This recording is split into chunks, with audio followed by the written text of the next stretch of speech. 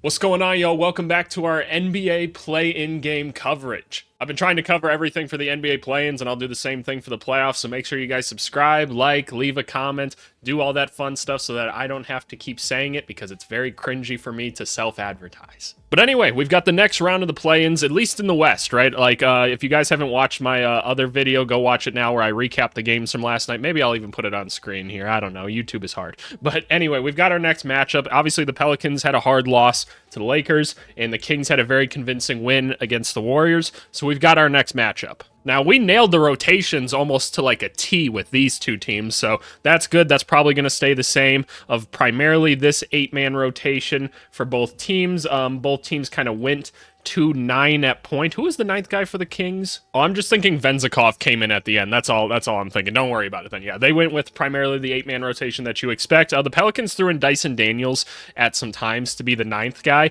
I don't think that can fly next time. I like Dyson Daniels a lot as a player. I think there's a lot of potential there in him. I think we need more of a shot creator. So if I'm putting in a ninth man at this point, I'm probably putting in Jordan Hawkins. I know you lose a little bit like defensively there, and you lose a lot of height and maybe a little bit of like playmaking, but like you're gonna need a little more shot creation in this next game because there was too many points where like the offense just stalled for New Orleans in the last game. So bring in a guy that's just gonna try to become a heater, and that's a lot to put on a rookie. But I'd rather have Jordan Hawkins in the game if you're gonna play a 9-man rotation. But let's address the obvious one. Zion Williamson is hurt. He's been healthy pretty much this whole year, and this really sucks. Like, it was a non-contact injury. He seems okay. I don't know. Like, there's not much information out there, and I hate to speculate on that stuff too. I'm not a doctor. I just don't know what I don't know. Let's act as if Zion's gonna play in this game, right? Because if Zion doesn't play, it changes everything, right? Like that's their best player, one of the most dominant players in basketball, gone. If Zion is gone, that's even more of a reason to probably play Hawkins, right? Because like BI probably just moves over to the 4, Trey Murphy comes in to play the 3, and then you have another like 1/2 in Jordan Hawkins that comes in and helps increase the pace a little bit more. And actually, him and Alvarado would be kind of interesting to play together. But anyway, we're going to assume that these are the rotations for now, and we're going to hope that everybody's okay. Let's take a look at this Valanciunas-Sabonis matchup. We've seen this happen in like FIBA before where these two guys go at it, and it's always just a physical matchup. Jonas is probably one of the few guys in the league strong enough to really go toe-to-toe with Sabonis, so that's going to be an interesting one to watch. Sabonis was very dominant rebounding-wise against the Warriors.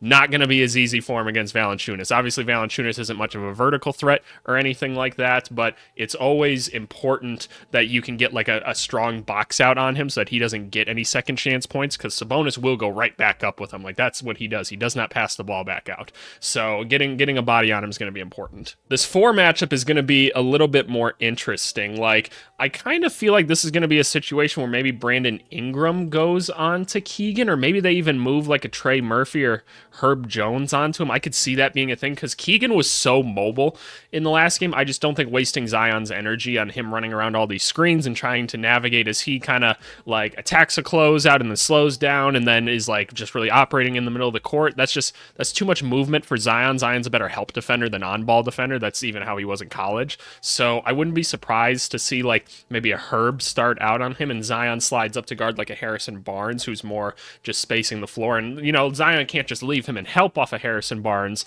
the whole time because he's been hitting, and especially last game he was hitting. But something to look at. Maybe Brandon Ingram guards him or something. Maybe they put Zion on a Keon Ellis and just hope like, hey, hopefully Keon doesn't keep hitting. As far as how the Kings match up, I'm going to bet probably Harrison Barnes on Zion. Like, the Lakers had such a better answer for Zion Williamson. Not that there's great ones ever, but Rui Hachimura is truly one of the better people in the NBA that can like match up with Zion, like strength and athleticism wise.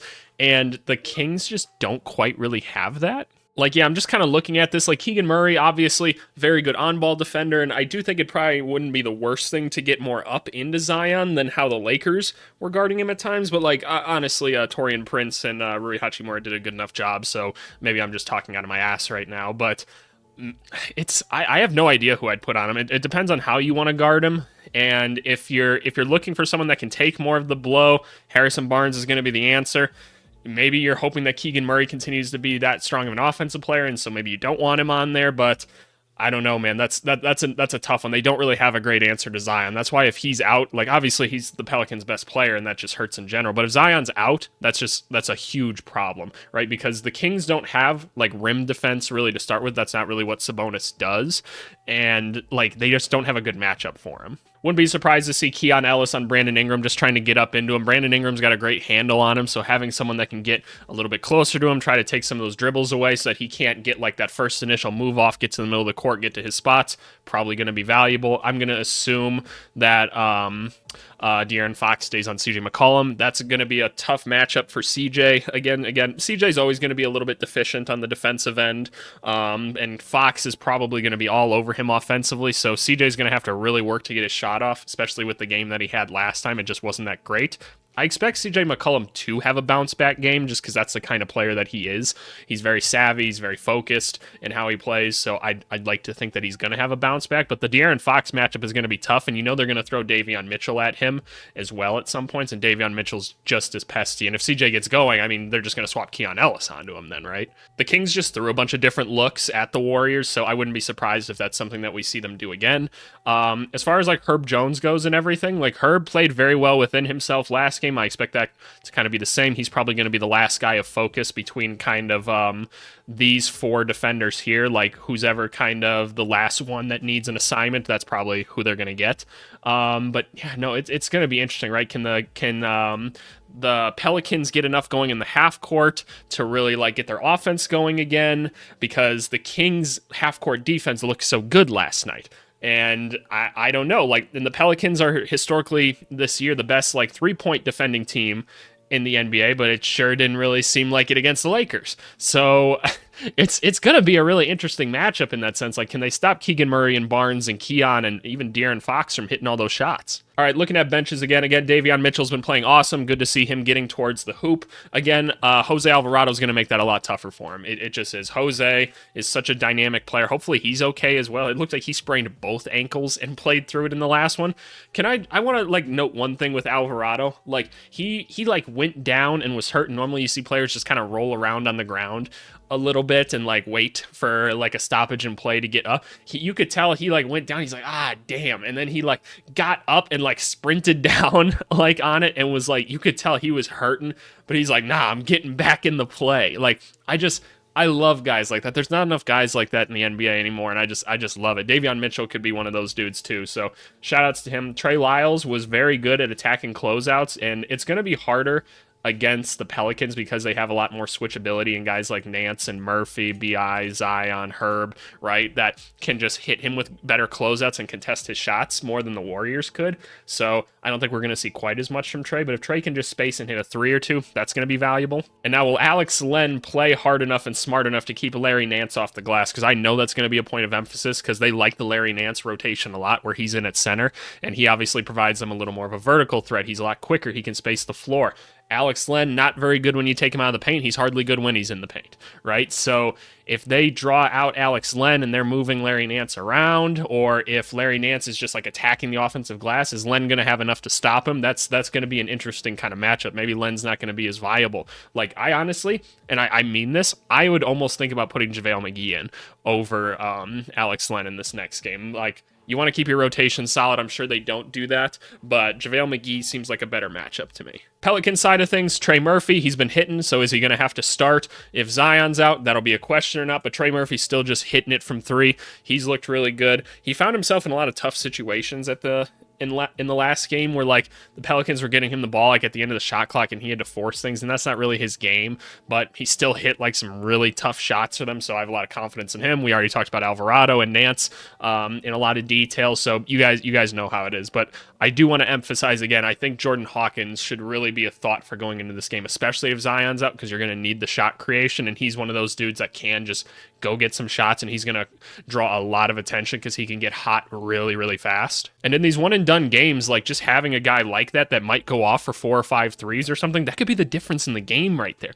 Like, these games a lot of times are pretty close, so having like these little runs or players with the potential to go on runs sometimes is like the biggest catalyst. But anyway, let's look at the comparison between these two teams because they played each other 5 times this year, which means they played in the play-in tournament at some point too, or not the play-in tournament, the like in-season tournament or whatever, right? And New Orleans won every single matchup pretty handily. Won by 12 here, won by 33 points here, won by 10 points, won by 5, and then over 30 points. So yeah, no, they've been good. Fox has been good in most of those appearances. That doesn't surprise us, right? Because we were talking about CJ's just going to have a tough coverage with them.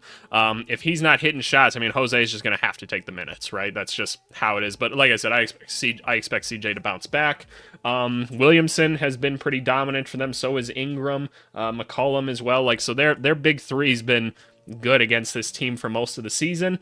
Keon Ellis is going to throw a new wrinkle at it. That's not Kevin Huerter, right? Like that's just a more dynamic defender. So I have to imagine CJ's going to have a tougher time. So will Brandon Ingram. That's why Zion's so important. While Sacramento's a higher scoring team, New Orleans is a little bit more efficient, so that's something to watch, and that doesn't surprise us, right? There's just more shot makers on this team. The New Orleans Pelicans are a pretty deep basketball team, whereas the Kings, they've struggled more throughout the year, but obviously right now, those guys are hot. The Harrison Barnes, the Keon Ellis, the Davion Mitchells, and guys like Kevin Huerter, who are struggling so much, and Harrison Barnes was another one that was struggling a lot this year. Those guys, like, it's not a problem right now. So we'll see if that continues. That's just going to be a huge thing for him. But yeah, no, it's like, I hate to keep focusing on it, but so much of it is just going to come down to Zion Williamson's health and everything.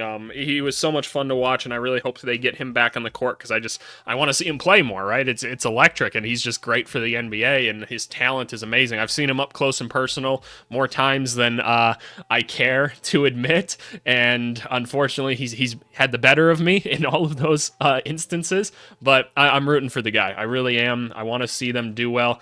If I have to pick a winner of this game, I'm gonna be that asshole and be like, I'm taking the Pelicans if Zion's healthy. If Zion's not healthy, you can give me Sacramento. That's my guess here.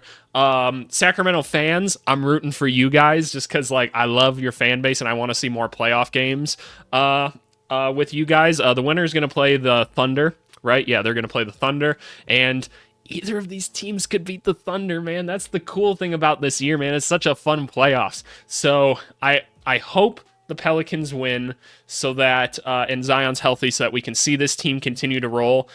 I'll be rooting for the Sacramento fans, though. So it's just going to be a fun game for me to watch. Really looking forward to it. But hey, that's it for now. More play-in coverage coming the rest of this week. Appreciate you guys, as always, for watching. Remember to subscribe, like, do all the YouTube stuff, yada, yada, yada. But anyway, thanks as always, y'all. All love. We'll see you guys. Bye.